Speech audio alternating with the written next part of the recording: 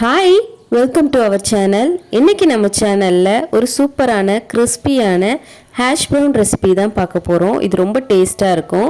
3 உருளைக்கிழங்கை இந்த மாதிரி தோல் சீவி எடுத்துக்கலாம். இதை நல்லா சீவி எடுத்துக்கிட்டு நல்லா பெரிய ஹோலில் இருக்க சீவலில் சீவிட்டு வாஷ் பண்ணி எடுத்துக்கணும். தண்ணியில் நல்லா வாஷ் பண்ணி எடுக்கணும். இந்த தண்ணி நல்லா கிளியர் ஆகிற அளவுக்கு வாஷ் பண்ணி எடுத்துக்கணும். அதில் இருக்க ஸ்டார்ச் எல்லாம் போயிட்டு நல்லா கிளியராக வரும் தண்ணி. இப்போ இதை ஃபில்டர் பண்ணி எடுத்துக்கலாம்.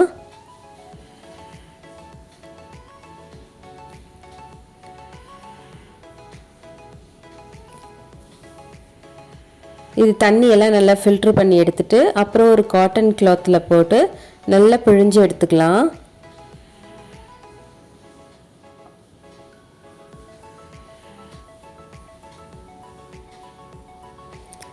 இந்த மாதிரி ஒரு துணி எடுத்துக்கோங்க. அதில் நம்ம உருளைக்கிழங்கெல்லாம் சேர்த்து நல்லா பிழிஞ்சு எடுத்துக்கணும்.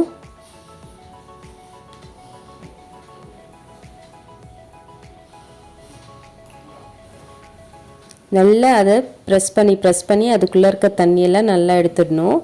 இதில் கொஞ்சமாக தண்ணி இருந்தாலும் நம்ம எண்ணெயில் போட்டு பொரித்து எடுக்கும்போது எண்ணெய் ரொம்ப இழுக்கும். அதனால தான் நல்லா பிழிஞ்சு எடுத்துக்க சொல்கிறேன். நல்லா ட்ரை ஆனதுக்கப்புறமா அதில் ஒரு பெரிய வெங்காயத்தை சின்ன சின்னதாக கட் பண்ணி சேர்த்துக்கிட்டேன். ஒரு பெரிய பல் பூண்டையும் இதில் சீவி சேர்த்துக்கிட்டேன். இப்போ இது கூடவே தேவையான அளவு உப்பு சேர்த்துக்கலாம். 1 ஸ்பூன் மிளகுத்தூள் சேர்த்துக்கலாம். 1/2 ஸ்பூன் காஷ்மீரி சில்லி சேர்த்துருக்கேன். இது கொஞ்சம் காரம் கம்மியாக தான் இருக்கும், ஆனால் கலர் நல்லா தரும். 2 ஸ்பூன் அரிசி மாவு சேர்த்துருக்கேன். 4 ஸ்பூன் கார்ன்ஃப்ளவர் சேர்த்துருக்கேன். கொஞ்சமாக ஆரிகானோ சேர்த்துருக்கேன். 1/2 கப் பன்னீர் நல்லா துருவி சேர்த்துருக்கேன்.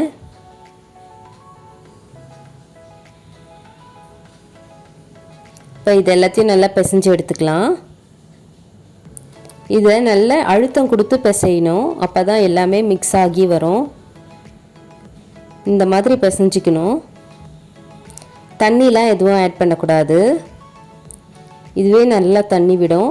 இப்போ இதுலேருந்து கொஞ்சமாக எடுத்து இந்த மாதிரி ஒரு ரெக்டாங்குலர் ஷேப்பில் நம்ம பிடிச்சிக்கலாம். ரொம்ப குண்டாகவும் போட்டுறக்கூடாது. பொரிக்கும்போது அந்த கிறிஸ்பியாக வராது, வேகிறதுக்கும் லேட் ஆகும். அதனால் ஒரு மீடியம் சைஸில் போட்டுக்கலாம். இந்த மாதிரி நல்லா போட்டு எடுத்துக்கணும். இப்போ நான் எல்லாத்தையும் செஞ்சு எடுத்துக்கிறேன்.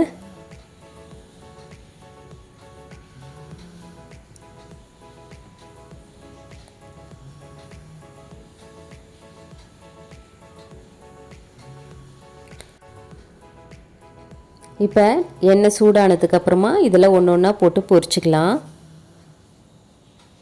ஸ்டவ்வு நல்லா மீடியம் ஃப்ளேமில் வைங்க. ஹை ஃப்ளேமில் வச்சுட்டாக்கா சீக்கிரமாக ப்ரௌன் ஆகிடும், ஆனால் உள்ளே வேகாது.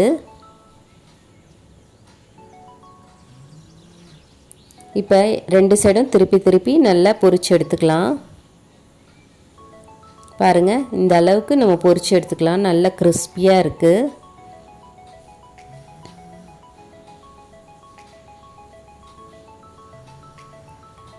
இப்போ இதை ஒரு பிளேட்டுக்கு ட்ரான்ஸ்ஃபர் பண்ணிக்கலாம்.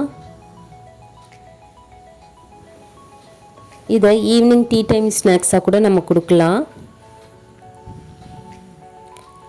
நல்லா கிறிஸ்பியாக இருக்கும், டேஸ்ட்டும் சூப்பராக இருக்கும். குழந்தைங்களாம் ரொம்ப விரும்பி சாப்பிடுவாங்க.